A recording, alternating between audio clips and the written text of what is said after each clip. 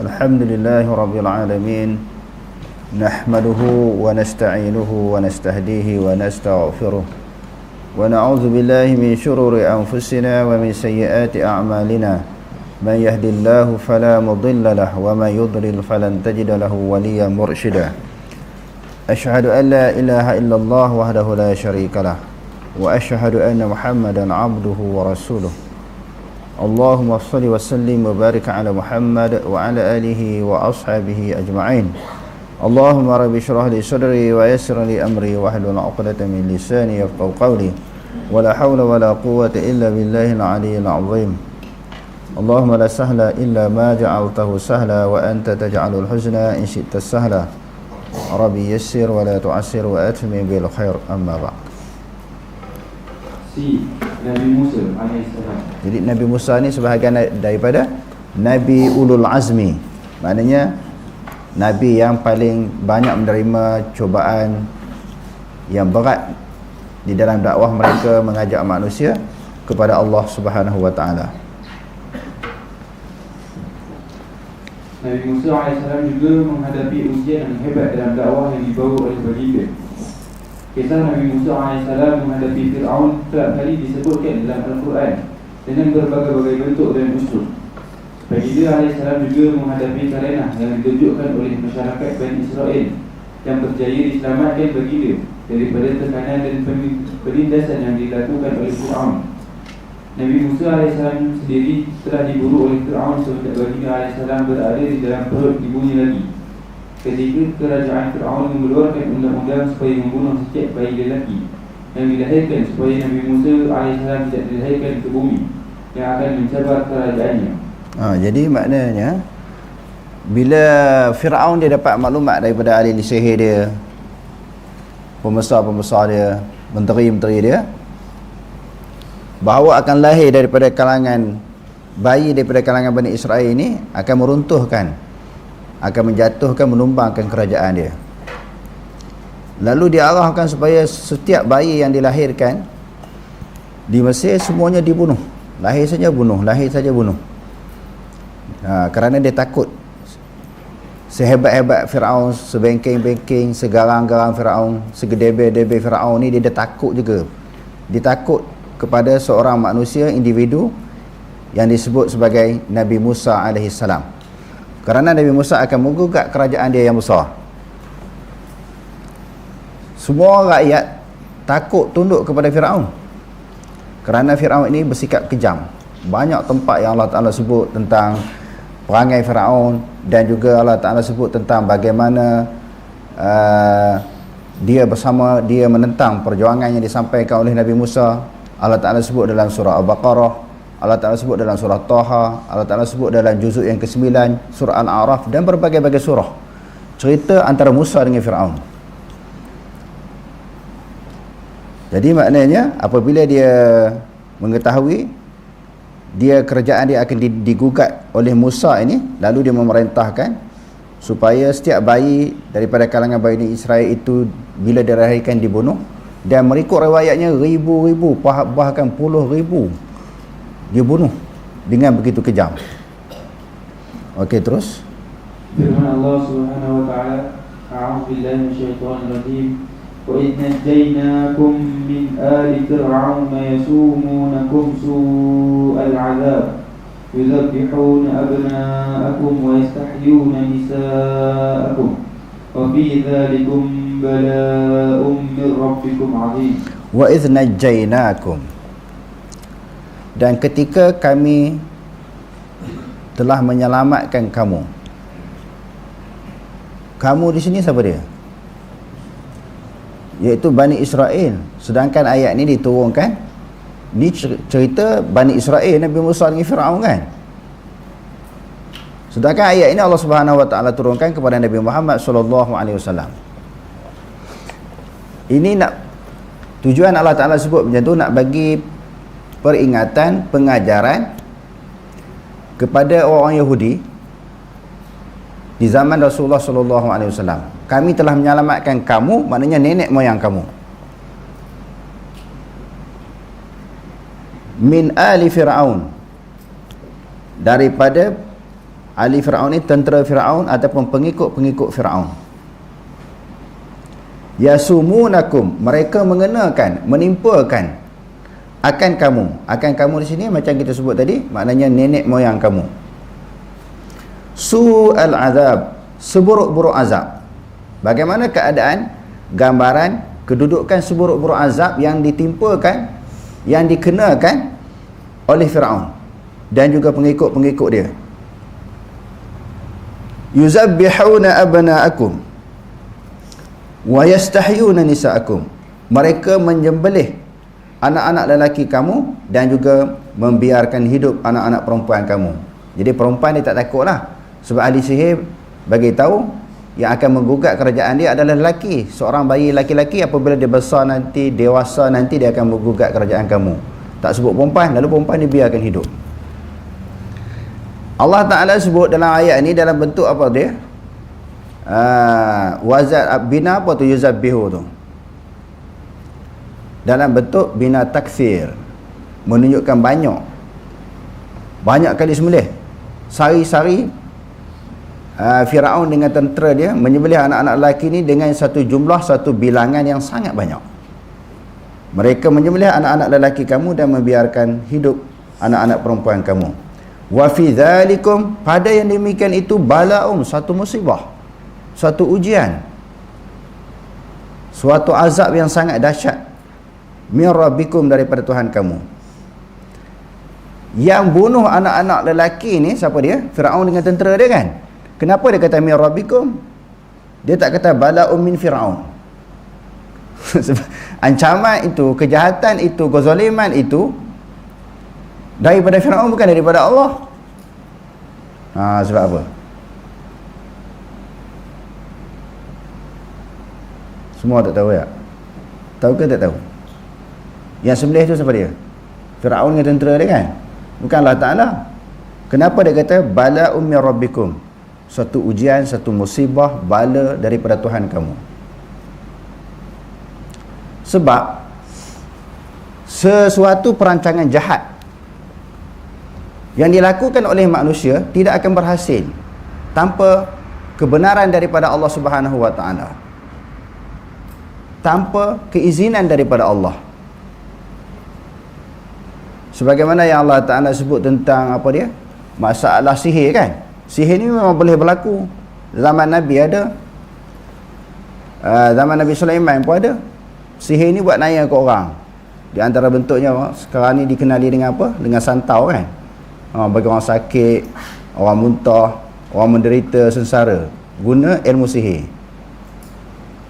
Tetapi sihir itu boleh berlaku tak kalau bukan dengan izin Allah? Allah Ta'ala sebut apa ayat dalam surah Al-Baqarah tu? Ayat sihir, wattaba'u ma tatlu syayatinu ala mulki Sulaiman wa ma kafara Sulaimanu walakinna syayatina kafaru yu'allimuna an-nasa as-sihra wa ma unzila 'alal malakaini bi Babila Harut wa Marut wa ma yu'allimani min ahadin hatta yaqula innama nahnu fitnatun fala takfur fayata'allamuna minhuma ma yufarriquna bihi bainal mar'i wa zawjihi wa ma hum bidarrina bihi illa bi idznillah. Mereka tidaklah dapat memudaratkan seseorang melainkan dengan izin Allah. Jadi ancaman, kezaliman yang dilakukan oleh tangan-tangan manusia tidak akan berhasil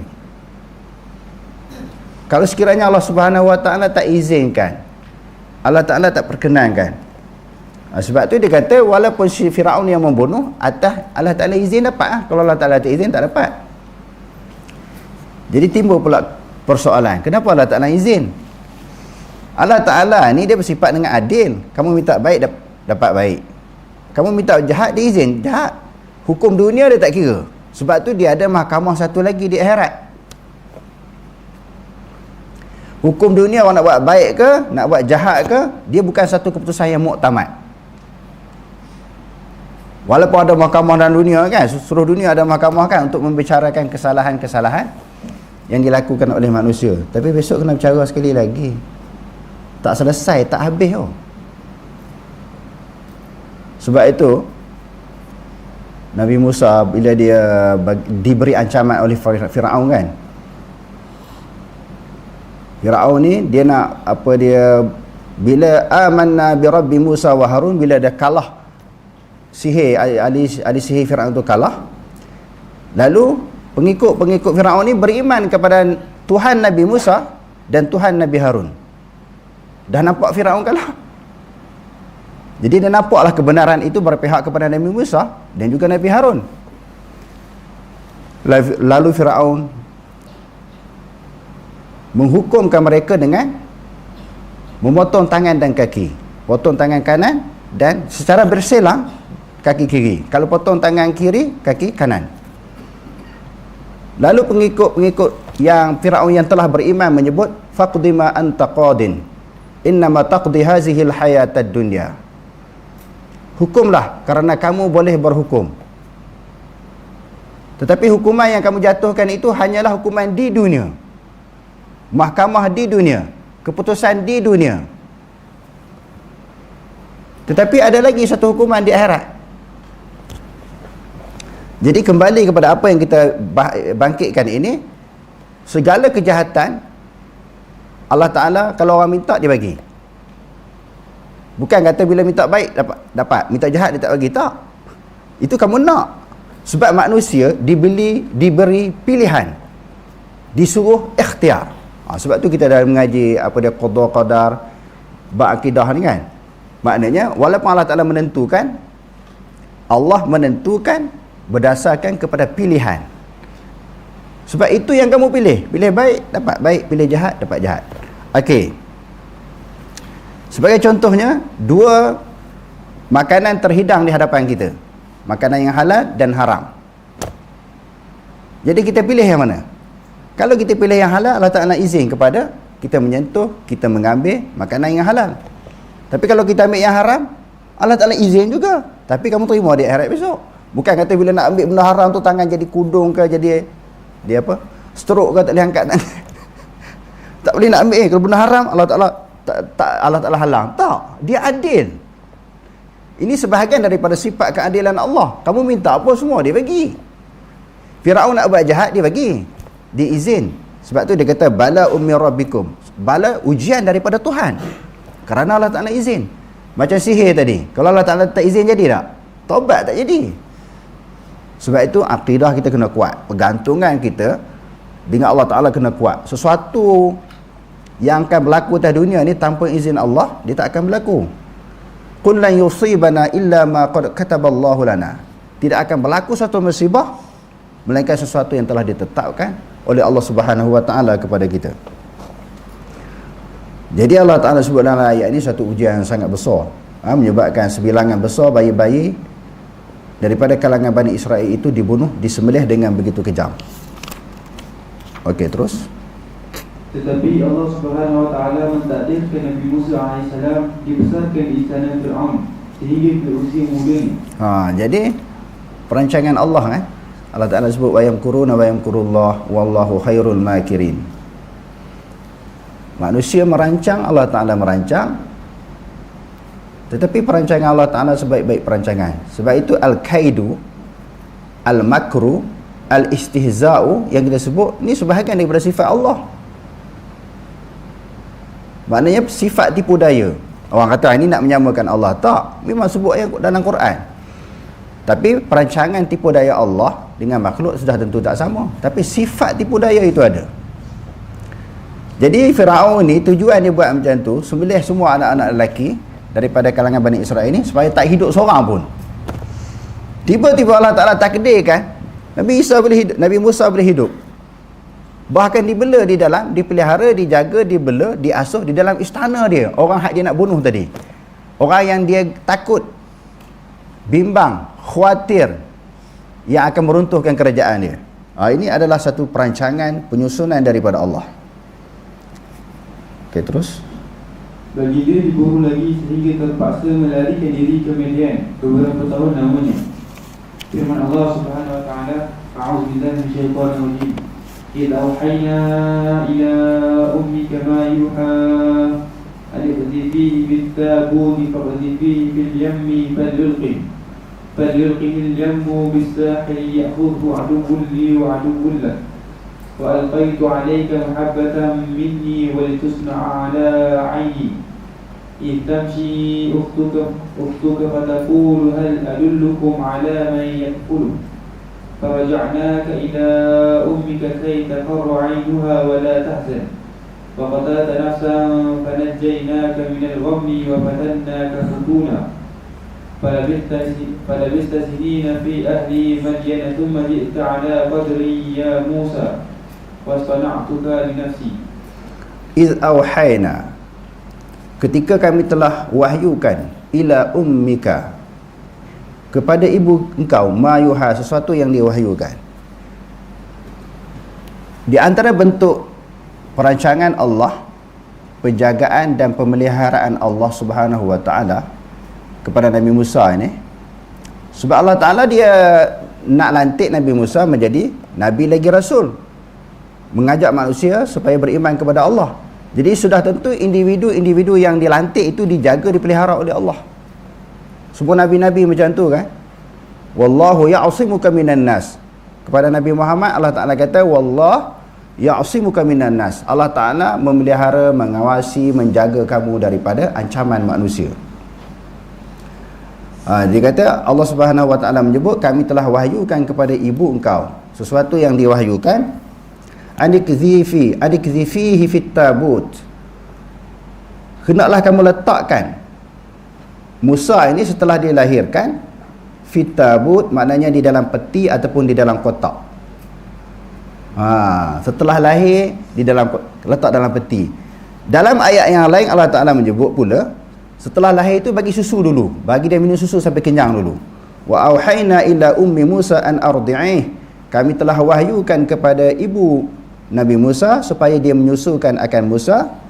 Fa idza khifti alaihi fa alqih fil yam, kalau kamu bimbang khawatir tentang keselamatan dia, kamu letak dia di dalam sungai. Maknanya masuk dalam peti kotak lalu dihanyutkan di dalam sungai. Wala takhafi wala tahzani, kamu jangan takut, jangan susah hati.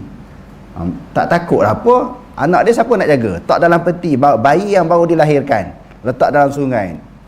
Tenggelam ke? Dimakan oleh buaya ke? Oleh ikan yang besar ke? Sudah tentu bimbang. Allah Ta'ala bagi jaminan. Jangan takut, jangan susah hati, jangan bimbang. Inna radduhu ilaiki, suatu hari kami akan mengembalikan akannya kepada engkau. Bukan saja dia selamat, jangan takut dia akan selamat, dah confirm selamat, kami janji, kami beri jaminan kata Allah dia akan selamat. Cuma satu lagi, selain daripada dia selamat, dia akan kembali kepada kamu. Bukan sahaja kembali selamat, yang pertama kembali kepada kamu di balik rumah balik besok. Dia akan sampai ke pangkuan kamu. Wa ja'iluhu minal mursalin, dan kami akan jadikan dia sebahagian daripada rasul-rasul yang diutuhkan. Tengok janji Allah. Jadi ibu Nabi Musa AS berpegang kepada janji Allah. Peringkat mula memang dia bimbang, khawatir, susah hati, takut anak dia mati, terdedah dengan bahaya. Allah Ta'ala kata jangan takut, dia akan selamat, bahkan dia akan kembali kepada kamu, dan dia akan dilantik menjadi salah seorang daripada rasul yang diutuskan. Dalam ayat yang kita bacakan tadi, maknanya letakkan dia hanyutkan dia di dalam sungai. Falyuqihi al-yammu, maka membawa akannya Nabi Musa tadi, dia bawa Nabi Musa yang duduk dalam peti itu. Falyuqihi al-yammu bis-sahil, membawa akannya Musa oleh sungai bis-sahil, dia akan bawa sampai ke tepi pantai. Dia akan bawa Nabi Musa ni sampai ke tepi pantai. Bila sampai ke tepi pantai, selamatlah kan. Yang Nabi Musa yang ibu Nabi Musa takut, khawatir, bimbang tu, duduk tengah-tengah sungai tu, takut tenggelam ataupun dimakan oleh binatang-binatang yang ada dalam sungai, buaya ke, ikan ke, yang tu dia susah hati. Tak apa, dia kata, Allah Ta'ala kata tak apa, dia akan sampai ke pantai. Sungai ini bawa Musa ni sampai ke pantai. Bila sampai ke pantai, ya'khusu aduwwul li wa aduwwullah, akan mengambil Musa ini. Siapa yang ambil tu?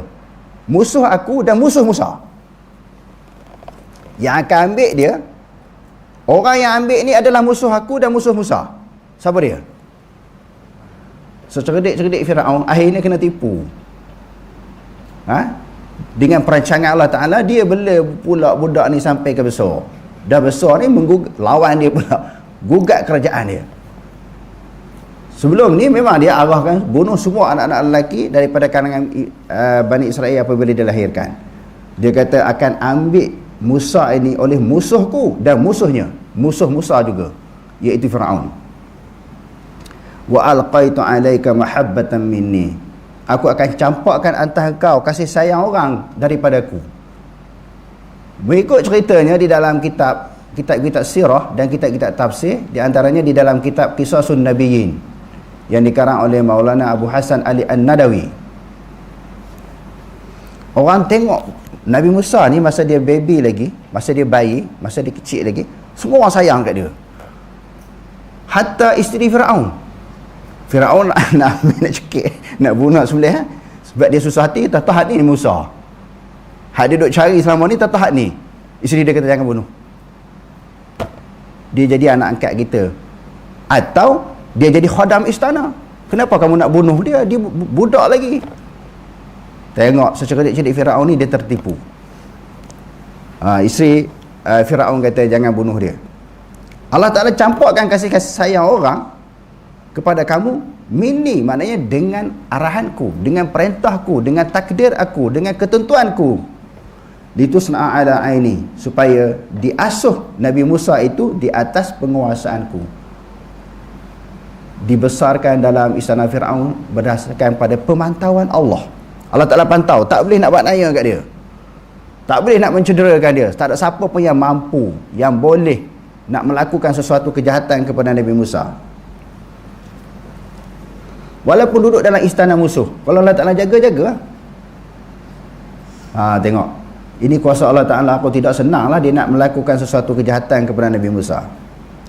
Idh tamshi ukhtuka, ketika berjalanlah oleh saudara perempuan engkau, maknanya kakak Nabi Musa AS berjalan. Fataqulu, lalu dia kata, hal adullukum ala man yakfuluh, adakah kamu mahu aku tunjukkan kepada kamu siapa yang akan menjaganya? Berikut sejarahnya, Nabi Musa semasa dia kecil lagi, lalu diberi pihak istana, Firaun sendiri dan isteri Firaun bagi kepada orang perempuan, ibu-ibu untuk menyusukan dia. Semua dia tak kasih. Bagi kat orang ni menangis, bagi kat orang ni menangis, bagi kat orang ni menangis.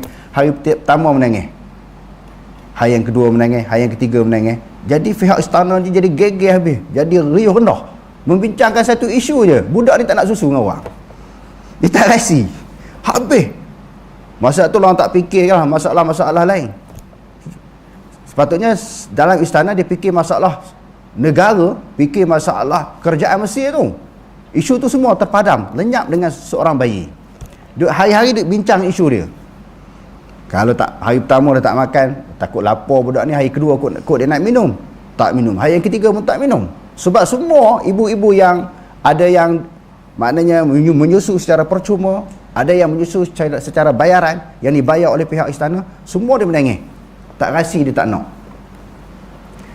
Lalu kakak Nabi Musa ni, dia tahu isu ini, adik dia tak nak susu dengan siapa-siapa pun. Lalu dia kata, kamu nak tahu tak, aku boleh tunjuk orang, boleh tunjuk seorang ibu, seorang perempuan, dan kalau dia menyusukan bayi ini, sudah tentu dia nak, dia tak akan menangis. Orang kata bagus ya, duk cari lama dah, semua pun tak kasih. Pihak istana bagi bayaran yang tinggi untuk menyusukan bayi ini. Dibawa bertemu dengan siapa? Kakak Nabi Musa ni. Ditunjuklah mak dia sendiri. Lalu pihak istana terima. Faraja'naka ila ummika, kami telah kembali oleh kami akan engkau kepada ibu engkau. Itu yang disebut tadi, inna radduhu ilaiki. Allah Ta'ala janji kan, wahai ibu Musa, kamu susukan dia, kamu letak dalam peti, hanyutkan dalam sungai. Dia bukan sahaja selamat, suatu hari nanti kami akan pulangkan dia balik ke pangkuan kamu. Memang pulang sungguh. Lalu orang bagilah kepada ibu dia. Ibu dia pun bagi susu, senyap terus. Terkejut semua orang istana. Istana Firaun, isteri dia, semua petugas istana ni semua terkejut. Faraja'naka ila ummika, kami telah mengembali oleh kami akan engkau kepada ibu engkau, kai taqarra 'ainuha wa la tahzan, supaya hati dia sejuk, hati dia tenang. Tuan-tuan cuba bayang, baru sahaja bayi dilahirkan berpisah dengan dia. Ibu-ibu ataupun bapa-bapa kan biasa juga berlaku bila anak tu kuning ke sakit ke ditahan di hospital. Baru je lahir tak boleh jumpa dengan anak dia. Susah hati tak? Susah hati ya? Mesti susah hati. Dia sentiasa fikir tentang keselamatan dia, tentang bayi dia tadi. Ini dah berapa hari ditinggalkan, tapi dia berpegang dengan janji Allah. Ibu Nabi Musa ni tadi, dia tak apa, kamu jangan susah hati, dia akan kembali kepada kamu. Allah Ta'ala kata kai taqarra 'ainuha wa la tahzan, supaya hati dia sejuk, hati dia tenang bila anak dia dapat balik, dan dia tidak susah hati, tidak berduka cita. Lalu Allah Ta'ala sebut lagi, dah dia dewasa, dah jadi pemuda, dah jadi remaja, wa qatalta nafsan, dia bunuh pula pengikut Firaun, kaum Qibti. Kaum Qibti ni bergaduh dengan Bani Israel. Dia tengok kaum Firaun ni, pengikut Firaun ni memang kurang ajar, biadab, suka memperbodohkan, memperhambakan Bani Israel. Dia pergi, sebenarnya dia nak lerai je. Dia tumbuk tu slow je.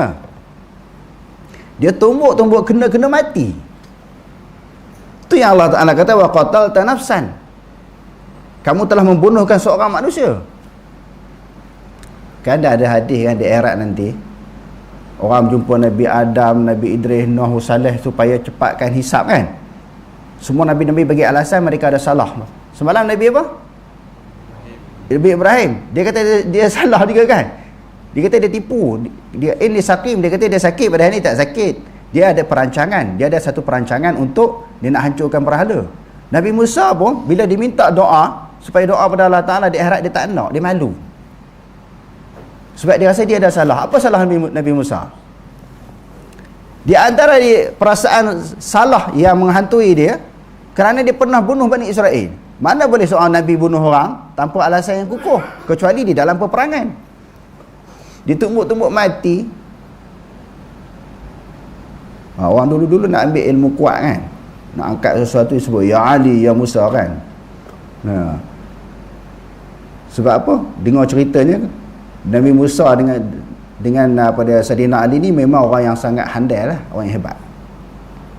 Tapi hak saya sebut ni saya tak bagi ijazah. Hari tuan-tuan beramai pula Ya Ali, Ya Musa, Ya Ali, Ya Musa kan. Ini cerita orang tua-tua dulu sebut macam tu. Tapi sejarah Nabi Musa ni memang kuat lah. Kan ada satu cerita yang lain, anak-anak Nabi Syuaib kan, 2 orang tu, dia nak bagi minum kambing. Pada suatu masa yang sama, ramai orang lelaki pergi untuk memberi, ambil air dalam satu perigi, memberi minuman kepada binatang masing-masing. Perigi itu bila dah digunakan, lalu ditutup dengan satu penutup. Penutup itu nak angkat dia kekuatan 10 lelaki. Selain daripada kuat dia bunuh, dia tumbuk sekali mati tu, kekuatan Nabi Musa ni 10 lelaki. Bila angkat 10 orang, angkat berat tu, kalau tak bilangan tak cukup 10 orang, memang tak mampu nak angkat. Dia pergi angkat seorang je. Tu nak tunjukkan bahawa kekuatan yang Allah Ta'ala bagi kepada Nabi Musa AS. Fanajainaka, bila dah bunuh Bani Israel, kena halau lagi lah, kena buru lagi, dikejar di Firaun. Akhirnya Firaun tahu hak yang dibesarkan di dalam rumah ni Musa rupanya. Apatah lagi bila dia bunuh pula pengikut Firaun. Lalu Firaun buru dia, Allah Ta'ala selamatkan dia. Fanajainaka, kami telah menyelamatkan engkau minal ghammi, daripada kesusahan. Wa fatannaka futuna, kami telah menguji engkau dengan satu ujian yang besar, yang berat. Falabista sinina fi ahli Madian, engkau tinggal menetap beberapa tahun bersama dengan penduduk Madian. Summa ji'ta ala qadari ya Musa, kemudian kau datang berdasarkan kepada ketetapan yang telah ditetapkan oleh Allah Ta'ala. Dia datang balik ke Mesir. Wastana'tuka li nafsi. Wastana'tuka maknanya istafaituka, aku telah memilih engkau, li nafsi yakni wa hamli risalati, aku memilih engkau untuk membawa risalah aku wahai Musa. Allah Ta'ala sebut baliklah, kamu kecil dulu aku yang nak duduk selamatkan kamu tu. Waktu dah kamu besar, kamu diburu oleh Firaun kerana kamu bunuh orang, aku juga selamat. Dan aku juga telah memilih kamu jadi seorang rasul. Sesuatu kebaikan yang kita buat, kita tak boleh ungkit kan? Betul tak? Contohnya kita bersedekah. Allah Ta'ala kata, la tubtilu sadaqatikum bil manni was salwa, bil manni wal adha. Jangan kamu membatalkan pahala sedekah kamu dengan cita-cita supaya orang tu balas balik. Itu ungkit juga tu. Ataupun menyakiti orang yang kita beri sesuatu sumbangan. Memang salah. Pahala ibadat amalan kita kalau kita ungkit, memang Allah Ta'ala hapuskan. Tetapi Allah dia boleh ungkit. Sebab dia yang buat manusia, dia yang bagi pahala kepada manusia. Allah Ta'ala ungkit balik, aku selamatkan kau, aku lantikkan kau menjadi rasul. Okey, terus. Setelah diutus menjadi rasul, Nabi Musa AS telah diperintahkan berdakwah kepada Fir'aun di Mesir. Fir'aun bukan sahaja menentang dakwah yang dibawa oleh baginda AS, bahkan juga mengerahkan segala kekuatan yang ada, termasuk menggunakan khidmat tukang-tukang sihir dan juga bala tentera yang ramai bagi membunuh Nabi Musa AS dan mengalahkan beliau. Firman Allah Subhanahu wa taala, A'udzu billahi minasyaitonir rajim. Idhhab anta wa akhuka bi ayati wa la taniya fi dhikri. Idhhaba ila fir'aun innahu tagha.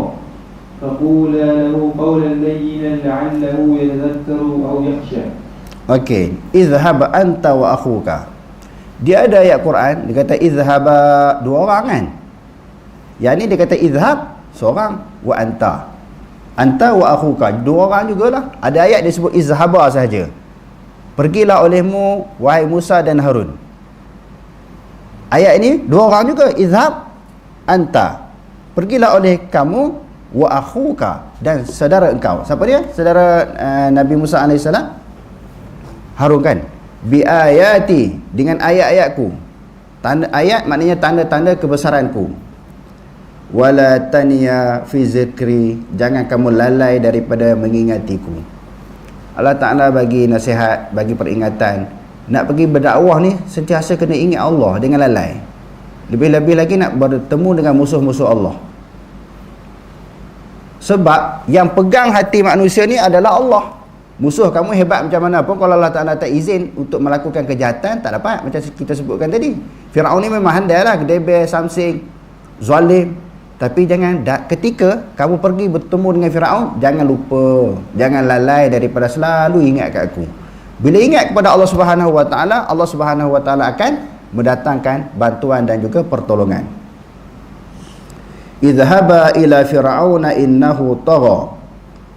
Pergilah kamu berdua kepada Firaun, kerana Firaun itu melampaui batas. Apa makna melampaui batas?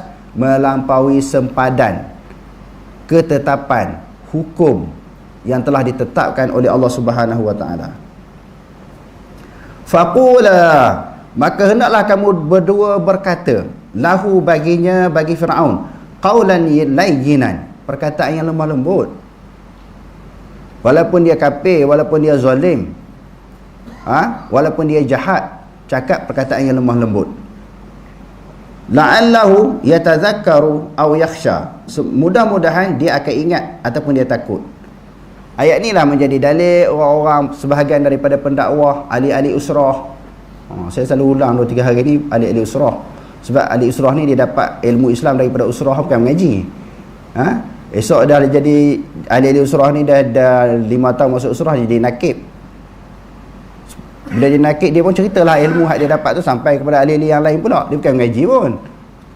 Ilmu dia kena mengaji, baru dia faham. Sebab banyak sangat, 2-3 hari ni orang duk tanya soalan yang sama. Dengan Firaun pun kita cakap lemah lembut. Kita nak dakwah orang kena lemah lembut. Itulah kata, kalau orang istilah dulu, orang kata mengaji tak habis.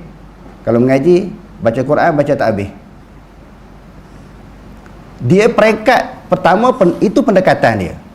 Dia ada satu keadaan yang lain. Bila diceramahkan, ditazkirahkan dengan lemah lembut, sopan santun, dia tak terima. Dia ada suatu keadaan, faqul lahum qawlan baligha, katalah kepada mereka perkataan yang memberi bekas. Contohnya Allah Ta'ala sebut dalam surah An-Nisa ayat 63. Dimulakan dengan ayat alam tara ilal ladzina yaz'umuna annahum amanu bima unzila ilaik wa ma unzila min qablik yuriduna an yatahakamu ila at-taghut wa qad umiru an yakfuru bih wa yuridu syaitanu an yudillahum dalalan ba'ida. Allah Ta'ala kata, adakah kamu tidak memperhatikan, kamu tidak melihat wahai Muhammad kepada orang-orang yang menyangka bahawa mereka beriman kepada apa yang diturunkan kepada engkau dan apa yang diturunkan sebelum engkau. Ada di kalangan manusia mengaku beriman kepada Quran dan kitab samawi yang lain yang sebelum Quran, Taurat, Injil dan Zabur. Yuriduna an yatahakamu ila taghut, kata beriman kepada Quran tapi tak nak ikut hukum Quran, nak ikut hukum taghut. Hukum taghut ni hukum manusia. Wa qad umiru an yakfuru bih, mereka diperintahkan supaya mengkufuri taghut. Apa ayat yang Allah Ta'ala perintahkan mengkufuri taghut? Faman yakfur bit taghuti wa yu'min billah faqad istamsaka bil urwatil wusqa. Sedangkan mereka diperintahkan untuk mengkufuri taghut wa yuridu syaitanu an yudillahum dalalan ba'ida. Dan Allah Subhanahu wa taala berkehendak menyesatkan mereka dengan sejauh-jauhnya. Wa idza qila lahum ta'alu ila ma anzalallahu wa ila ar-rasul ra'aital munafiqina yasudduna anka sududa.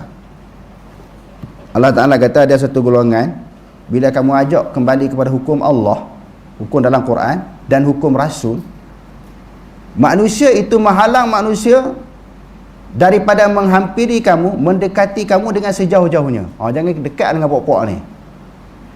Bila ajak orang kepada Quran dan hadis, mereka lawan. Ini di antara ciri sifat orang munafik. Lalu Allah Ta'ala kata, fa kaifa idza asabathum musibah bima qaddamat aydihim.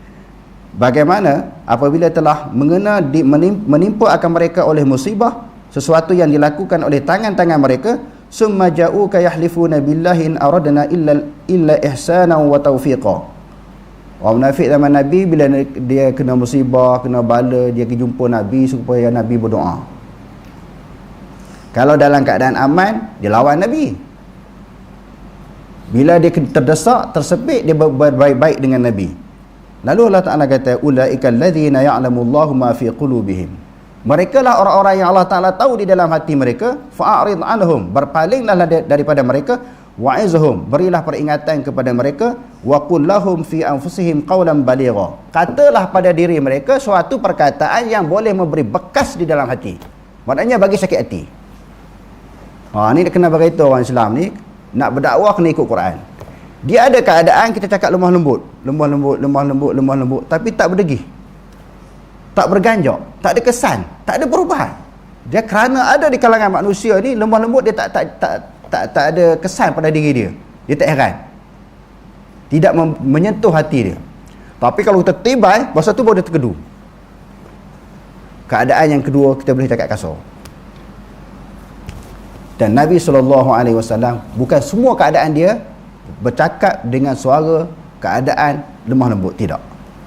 Kadang-kadang dia tinggi suara, dia keras, dia memberi suatu peringatan yang memberi kesan di dalam hati manusia. Ni ingat pendakwah-pendakwah ni, bila kita cerita, kadang-kadang kita tegas. Orang kata apa cakap tinggi suara macam tu? Kan Rasulullah ni lemah lembut. Firaun yang kafir pun Allah Ta'ala suruh bagi peringatan dengan cara lemah lembut. Dia duduk jaja ayat satu ayat tu. Sedangkan Al-Quran ni 1000 ayat Quran. Sebab apa jadi macam tu? Sebab tak mengaji Quran, tak mengaji tafsir Al-Quran, dan dia tak faham Quran secara keseluruhannya. Jadi peringkat permulaan memang disuruh supaya bercakap dengan lemah lembut kepada orang yang kita dakwahkan. Tapi bila berulang-ulang kali dia tak terima, boleh kita cakap kasar, tinggi suara dengan dia untuk memberi kesan, kefahaman, kesedaran di dalam diri dia. Okey, terus. Nabi Musa AS dituduh oleh Fir'aun sebagai ahli sihir dan cuba memisungkan pemikiran rakyat Mesir dan merosakkan amalan tradisi yang dilakukan mereka zaman berzaman. Wallahu a'lam. Aqulu qali hadza wastaghfirullahal azim wa lakum. Wassalamualaikum warahmatullahi taala wabarakatuh.